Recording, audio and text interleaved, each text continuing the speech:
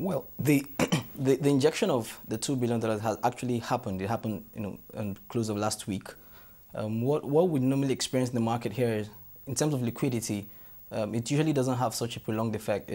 At the most, it's rather cyclical, 2 week tops. We also expect that the injection of the inflows from Forex, from the oil companies' trades, right about now, would also improve liquidity within the market. That largely is going to provide more capital within the system for lending and hopefully bring down into bank rates. In terms of long-term lending, we are not of the view that it's going to have any pronounced effect as yet.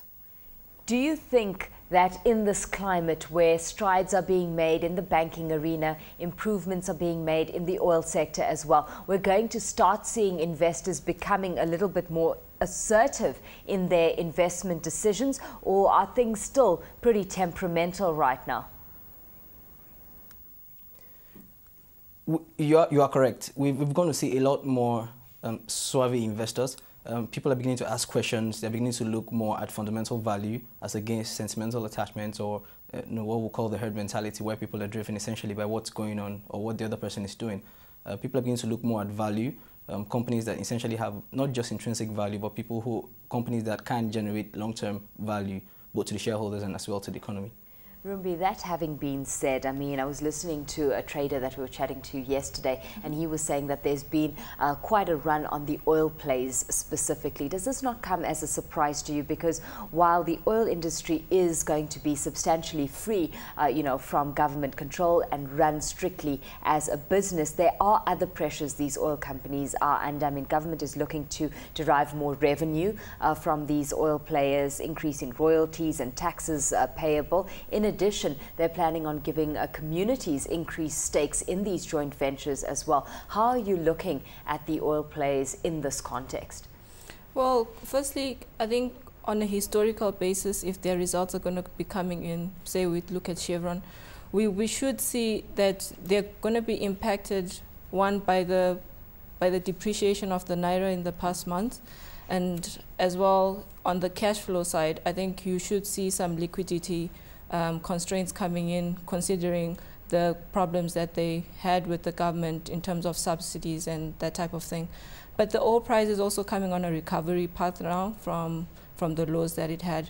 So investors should be looking at that recovery of the oil, as well as the industry as it's being freed up.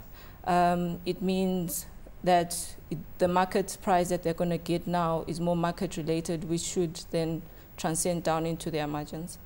Let's take a look, because you've mentioned Chevron. I mean, we saw its net asset base increased year on year to 2.6 billion from 1.9 billion in the first half of last year. And the improvement in Chevron also reflected by the 90.6% growth in working capital and 965% increase in its cash position as well. What's your view on Chevron specifically?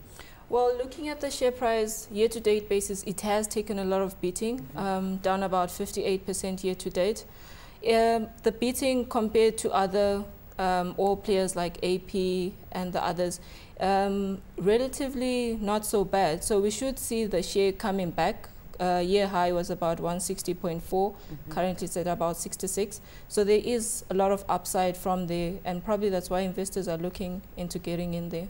Victor, how are you playing the oil plays at the moment? And, after the analysis Rumbi's given us with Chevron, how do some of the other players compare in your books? Well, the petroleum marketing sector is one where pretty much everyone is driven in the same direction by the same factors. We've seen attempts by the federal government essentially to restructure the way the oil industry is run. There are currently attempts at revamping all the legal regulations that guide the industry and consolidating everything into one omnibus piece of legislation called the PIB. It's currently within the House, and it's taken quite a lot of public input. The attempt essentially basically is to see to the full deregulation of both the downstream, midstream, and essentially upstream, restructure the way the companies operate and how they source financing.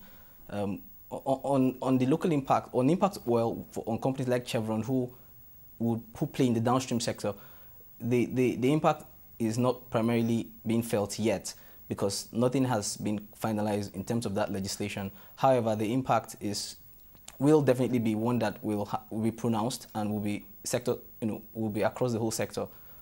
What we anticipate is a situation where the government, through its the Ministry of Finance, Ministry of Petroleum, would look to get input from these guys in order to ensure that all the attempts at regulating and hopefully improving operations within that sector will begin to favor everybody, not just the government on the one hand in terms of increased revenues, but also to ensure that the companies do see some fundamental value to ensure that they continue with their investments.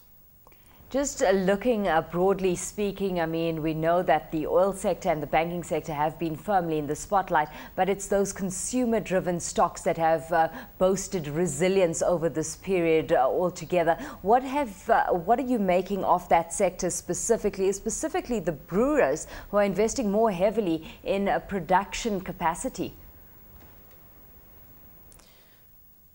The brewers essentially have been the best performers in the market, largely driven by increased revenues from sales, and a lot of them have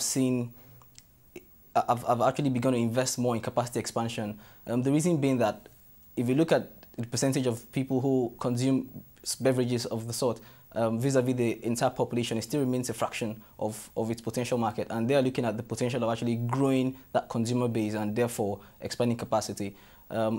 Unfortunately, or well, would I say fortunately, irrespective of what has happened in terms of the economic climb, we've seen that there's still quite a lot of disposable income from people who will continue consuming these goods. And so I think the capacity expansion by a good number of these players is still very much in line.